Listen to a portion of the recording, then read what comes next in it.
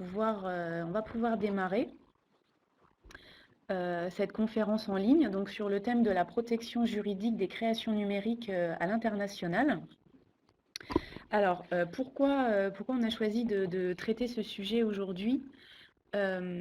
Parce que les créations numériques d'une entreprise constituent une part importante de ses actifs, ça on le sait déjà, et il est nécessaire de protéger juridiquement ces créations numériques. Ça, c'est également quelque chose pour lequel les sociétés sont aujourd'hui sensibilisées.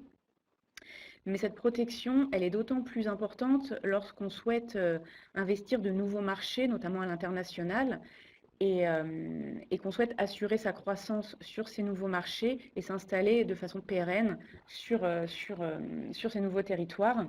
Et c'est vrai que quand on s'étend à l'international, on pense souvent à protéger sa marque et éventuellement son brevet si on en possède, mais on pense un petit peu plus rarement à la protection des créations numériques telles que les logiciels ou les bases de données par exemple, ou même son site web. Et c'est ce qu'on va évoquer aujourd'hui. On va essayer de vous présenter de façon très synthétique et très pratique le cadre juridique relatif à la protection de ces créations-là, à la fois au niveau international, avec notamment la Convention de Berne dont on va parler, et aussi avec un petit focus sur les États-Unis et sur ce qui se passe en Chine. Donc ça vous aidera en fait à être un peu plus au fait des démarches à accomplir si vous souhaitez vous développer sur ces marchés-là. Alors juste pour nous présenter très rapidement, moi je suis Pauline Puel, je suis responsable juridique de l'Agence pour la protection des programmes et je suis accompagnée de Cindy Roth qui est également juriste et qui va présenter avec moi ce petit webinaire. Donc l'Agence pour la protection des programmes, pour ceux qui ne connaîtraient pas cet organisme, c'est une association dont l'objectif est de protéger et de défendre les créations numériques à la fois en France mais également à l'international, on va le voir. Et on propose pour cela différents services, tels que notamment un service de dépôt, dont on va aussi avoir un petit peu l'occasion de reparler tout à l'heure. Donc on va commencer avec un très bref rappel de la législation applicable en France, juste pour refixer un petit peu les bases et pour que vous puissiez ensuite comparer plus facilement avec ce qui se fait dans les autres pays. Alors, pour commencer, vous l'aurez compris, donc on va exclusivement traiter du droit d'auteur et de son régime de protection à l'international. Si vous souhaitez des informations concernant la protection des brevets, des marques, des dessins et modèles à l'international, vous pouvez contacter directement l'INPI ou consulter leur site internet. Alors, très rapidement, quelques mots concernant le droit d'auteur en France. Eh bien, ce sont les œuvres de l'esprit qui sont protégées par le droit d'auteur.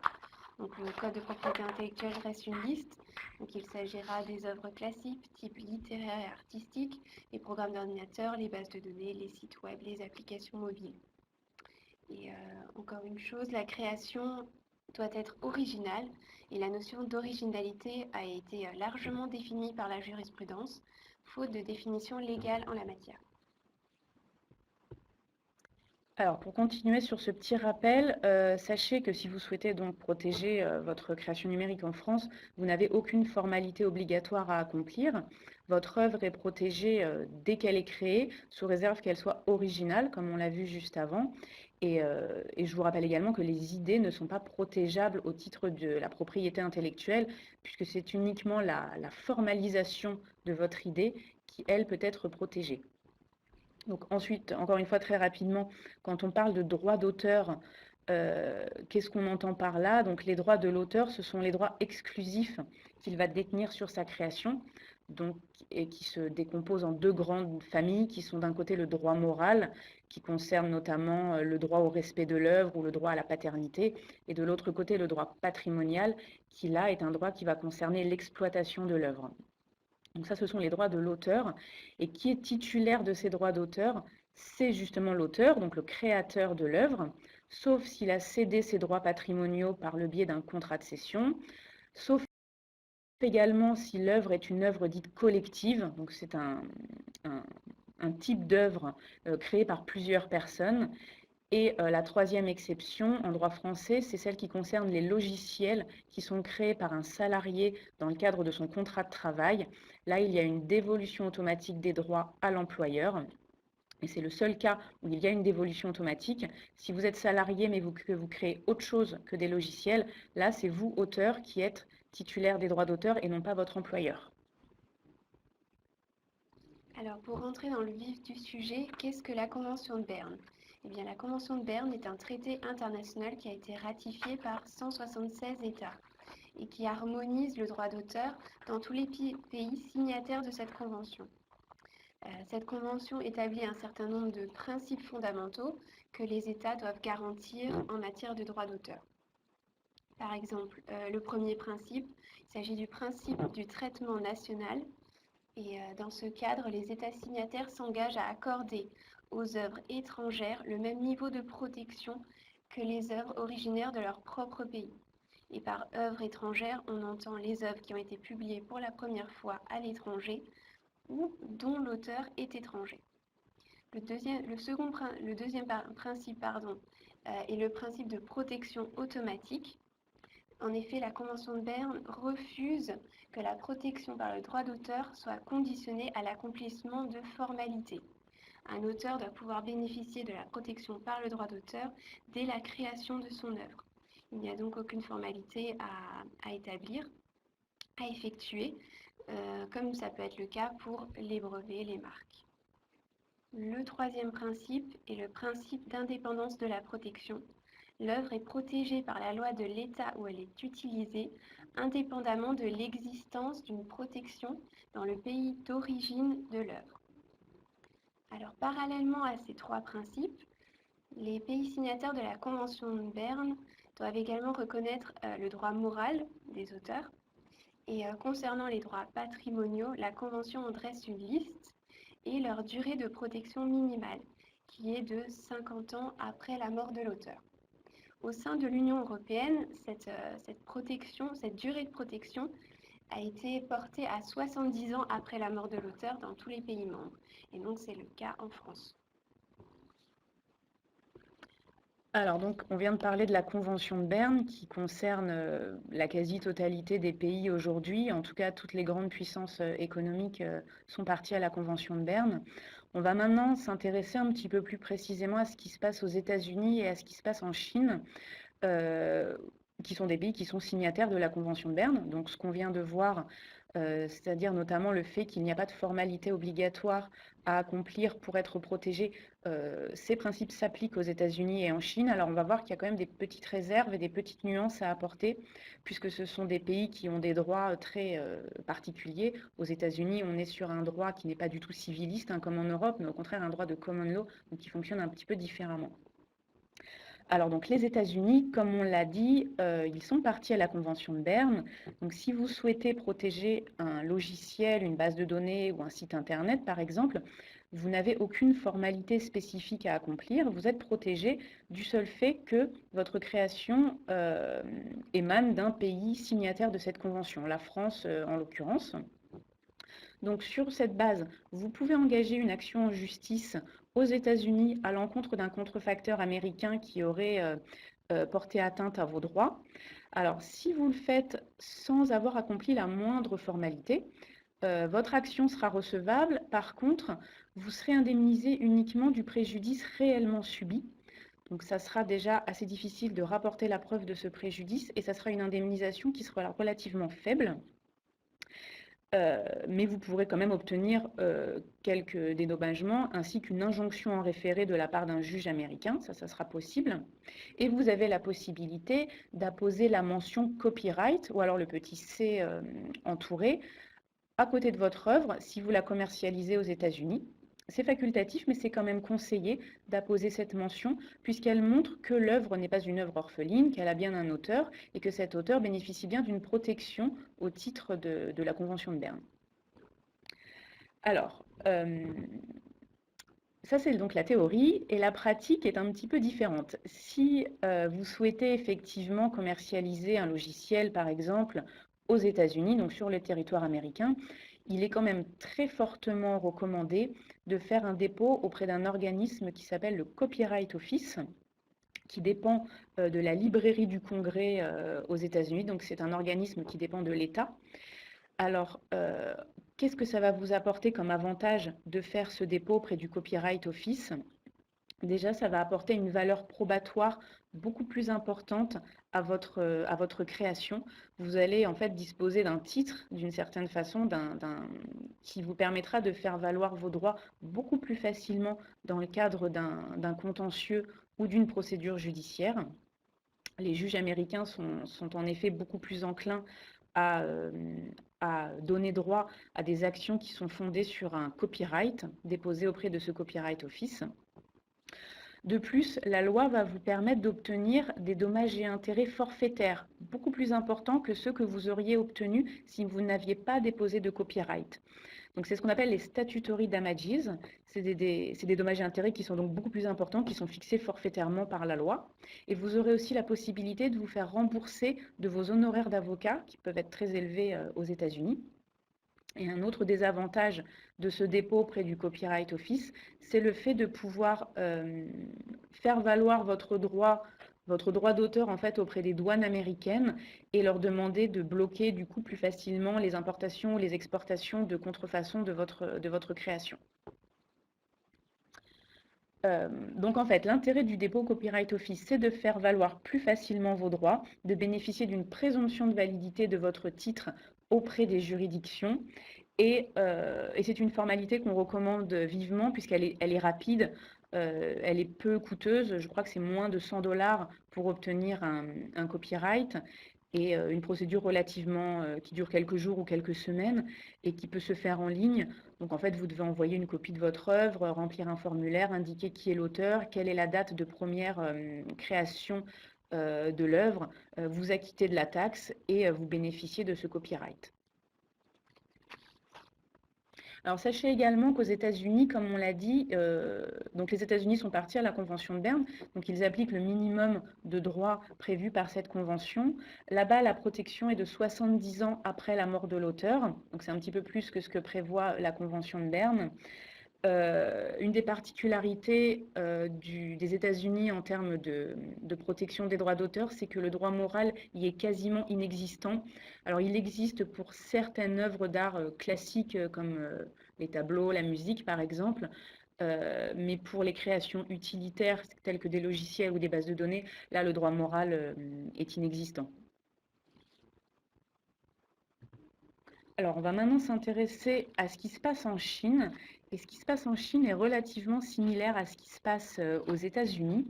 Alors, la Chine est également partie à la Convention de Berne depuis quelques années.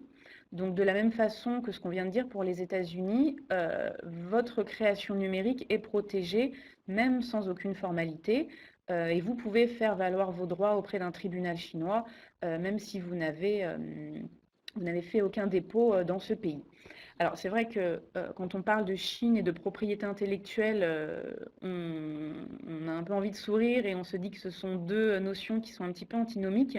Alors, sachez quand même que la Chine, depuis peu de temps, fait beaucoup d'efforts pour améliorer sa législation en termes de protection des droits d'auteur et de la propriété intellectuelle en général, et pour favoriser aussi les actions en justice, pour essayer de faire un petit peu baisser le volume de contrefaçon.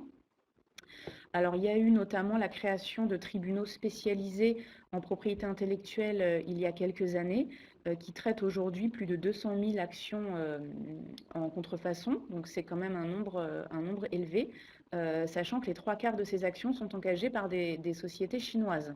Donc, les sociétés internationales font valoir leurs droits, mais ce ne sont pas elles qui utilisent aujourd'hui le plus les tribunaux chinois. Et sachez également que la législation évolue. C'est une volonté de l'État chinois de se mettre au niveau des standards internationaux, même si ça prend un peu plus de temps qu'ailleurs. Et ce qui est intéressant de noter, c'est l'entrée en vigueur début 2019 d'une loi sur le e-commerce en Chine, puisque beaucoup de contrefaçons sont vendues sur des sites de e-commerce. Donc une loi sur le e-commerce qui est venue renforcer les sanctions à l'encontre des hébergeurs et qui a mis en place un dispositif de plainte un petit peu sur le modèle de ce qui existe chez nous avec les notifications LCEN. Donc il y a un petit peu la même chose qui a été mis en place là-bas. Si vous repérez une contrefaçon sur un site internet chinois, vous avez la possibilité de le notifier au site internet en question qui a l'obligation de prendre des mesures à l'encontre du vendeur, soit en lui demandant de lui prouver ses droits, soit en vous, s'il n'arrive pas à les prouver, en retirant l'annonce qui est contrefaisante. Donc tout ça pour vous dire qu'en fait en Chine, il est difficile de prouver la contrefaçon parfois, mais il est aussi difficile de prouver ses droits pour plusieurs raisons. Déjà parce que toutes les preuves que vous allez apporter à l'appui de vos droits d'auteur en Chine doivent être rédigées en chinois et doivent émaner d'un organisme chinois, ou alors si elles viennent de France par exemple, ces preuves doivent être traduites en chinois, notariées par un notaire du pays d'origine et légalisées auprès de l'ambassade de Chine. Donc ce sont des procédures qui sont longues, qui sont coûteuses. Et pour éviter cela, il est en pratique fortement conseillé de faire un dépôt auprès d'un organisme qui s'appelle le Copyright Protection Center of China, donc CPCC pour les initiales, qui est un petit peu le pendant du Copyright Office, mais pour la Chine. C'est un organisme qui dépend aussi de l'État chinois et qui a mis en place un système d'enregistrement des créations et des œuvres protégées par le droit d'auteur et de délivrance d'un titre qui vous permet de rapporter plus facilement la preuve de vos droits, à la fois dans le cadre d'une action en justice en Chine, ou alors auprès des autorités administratives, ou pour faire valoir vos droits dans le cadre d'une plainte contre un site de e-commerce, comme je viens de l'indiquer. Si vous souhaitez faire ce genre de plainte, vous devez évidemment apporter la preuve de vos droits, et le copyright qui vous est donné par cet organisme vous aide à faire valoir vos droits plus facilement et à bénéficier d'une présomption de titularité également sur la création. Comme pour les États-Unis, c'est une procédure qui est peu coûteuse, qui coûte moins d'une centaine de dollars et qui est relativement rapide. Et là aussi, vous avez uniquement quelques informations à communiquer, donc une copie de l'œuvre, quelques informations sur l'identité du titulaire, la date de création de l'œuvre, et vous bénéficiez ainsi d'un titre qui vous aidera à faire valoir vos droits sur le marché chinois. Alors en Chine, la protection, si je ne me trompe pas, est de 50 ans après la mort de l'auteur. Donc c'est là-bas, ils appliquent ce qui est préconisé par la Convention de Berne, ils ne vont pas au-delà. Et alors tout ce qui est droit moral, c'est encore aussi assez balbutiant là-bas. Mais encore une fois, on vous conseille quand même de faire ce dépôt si vous souhaitez vous implanter sur le marché chinois. Également aussi parce que si vous ne faites pas de démarche de protection en Chine, vous risquez de vous retrouver vous-même en position d'être contrefacteur et d'être accusé de contrefaçon, ce qui serait relativement désagréable quand on souhaite s'implanter sur un nouveau marché. Donc que ce soit pour les États-Unis ou pour la Chine, faites des démarches avant d'être sur le marché. Ce sont des démarches voilà, que vous pouvez faire très facilement. Alors peut-être pas vous-même, notamment sur la Chine, parce que la barrière de la langue risque d'être un petit peu compliquée. L'organisme de gestion des copyrights en Chine a un site internet que vous pouvez consulter, mais qui est en langue chinoise. Donc, je vous conseille de vous rapprocher d'un avocat dans chacun de ces pays qui vous aidera dans ces démarches et qui pourra vous donner davantage de conseils sur les démarches à accomplir. Et sachez également, pour ce qui concerne en tout cas les logiciels, que la législation est différente dans ces deux pays que celle qu'elle est en France et en Europe. Là-bas, les brevets de logiciels existent sous certaines conditions. Donc, si vous souhaitez protéger un logiciel ou distribuer un logiciel dans ces pays, renseignez-vous également sur la protection par le brevet qui peut être possible dans votre cas. Alors, très brièvement, pour en revenir un petit peu au niveau européen, donc le dépôt, on l'a vu, est facultatif dans les pays signataires de la Convention de Berne, mais en tout cas, le dépôt dit probatoire permettra donc de rapporter plus facilement la preuve de vos droits en cas de contrefaçon et donc lors de précontentieux et de contentieux. Le dépôt probatoire au niveau européen effectué auprès de l'ABP, d'un notaire, d'un huissier, auprès de l'INPI par le biais de l'enveloppe solo, mais également par le fait de s'envoyer un simple recommandé qu'on conservera fermé vous permettra d'avoir une date certaine, de donner une date certaine à votre création numérique et donc de bénéficier d'une présomption de titularité. Alors voilà, donc c'était un webinaire très bref. Donc si vous avez des questions maintenant, on se fera un plaisir d'y répondre. Vous pouvez les poser dans la zone de chat que vous avez à l'écran. Alors j'ai évoqué très rapidement la question des brevets de logiciels. Sachez qu'on va faire un webinaire dédié à cette question le mois prochain. Donc si vous êtes intéressé par cette question de la brevetabilité des logiciels en France et en Europe, n'hésitez pas à vous inscrire dans quelques jours à cette conférence où on vous donnera plus de précisions sur la façon dont ça peut fonctionner chez nous. Et sachez également que si vous souhaitez, là on a parlé aujourd'hui de la Convention de Berne, des États-Unis et de la Chine, mais si vous souhaitez plus de précision et si vous souhaitez aussi peut-être lancer vos produits sur d'autres marchés que nous n'avons pas évoqués, vous pouvez contacter les services économiques des ambassades de France dans le pays que vous souhaitez, dans lequel vous souhaitez vous implanter. Ils ont un service économique qui donne des informations très judicieuses sur la protection des créations, sur la protection de la propriété intellectuelle. Vous avez des délégués de l'INPI qui sont rattachés à ces ambassades et qui peuvent vous donner des informations pour vous aider à vous implanter dans ces territoires. Donc n'hésitez pas à faire appel à eux. Vous avez aussi les organismes des douanes français qui peuvent vous donner des informations si vous avez aussi ce projet d'extension à l'international. Donc n'hésitez pas à faire appel à eux.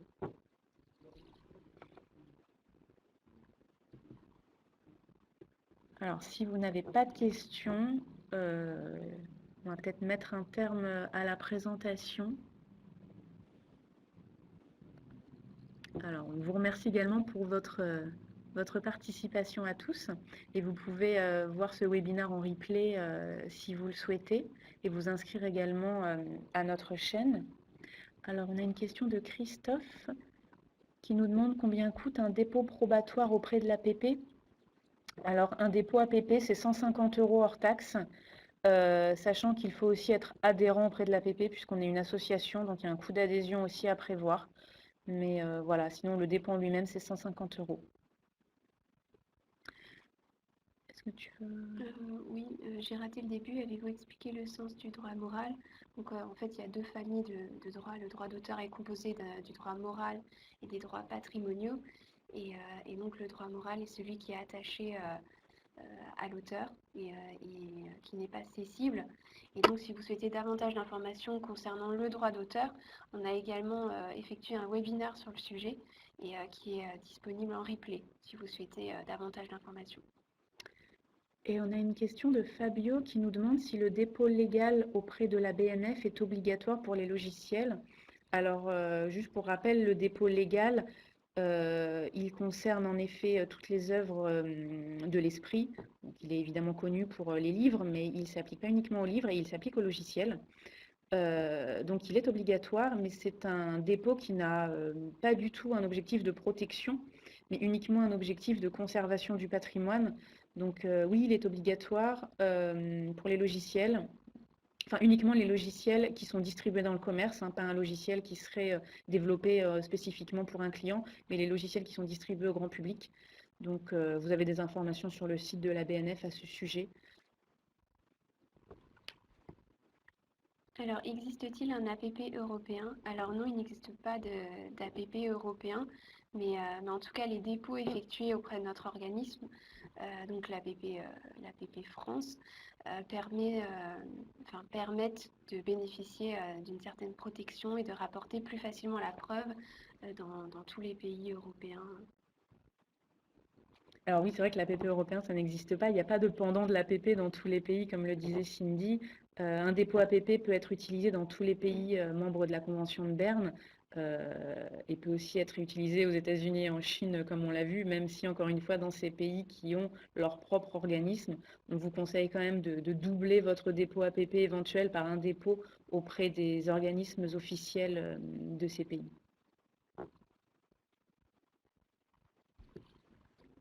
Alors, on va vous dire merci à tous pour votre participation. Si vous n'avez plus de questions, et vous pouvez donc revoir le replay de cette présentation et télécharger aussi le document qu'on a utilisé si vous souhaitez le conserver. Donc, merci beaucoup. Merci.